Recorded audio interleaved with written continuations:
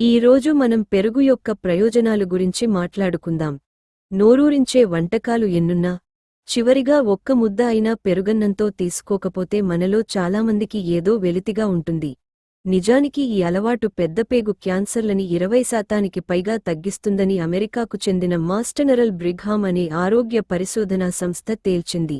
సుమారుగా 1,50,000 మందిపైన 10 ఏళ్లపాటు చేసిన పరిశోధనలో తేలిన విషయాలివి. వారంలో కనీసం 2 సార్లైనా పెరుగు తినే వారిలో పెద్దపేగుకు సంబంధించిన క్యాన్సర్లు 20-30% తక్కువగా ఉండటాన్ని శాస్త్రవేత్తలు గమనించారు. ఇందుకు పెరుగులోని లాక్టోబాసిల్లస్, బిఫిడో బ్యాక్టీరియాలే కారణమట. ముఖ్యంగా బిఫిడో బ్యాక్టీరియం మన పేగుల్లో ఉండే ఆరోగ్యకరమైన గట్ బ్యాక్టీరియాకి బలాన్ని చేకూర్చి వ్యాధినిరోధక శక్తి తగ్గకుండా చూస్తుంది.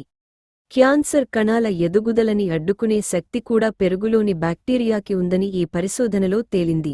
అందుకే కనీసం వారంలో 2 సార్లు అయినా ఆహారంలో పెరుగుని చేర్చుకుంటే క్యాన్సర్ల బారిన పడకుండా ఉండొచ్చని శాస్త్రవేత్తలు అంటున్నారు.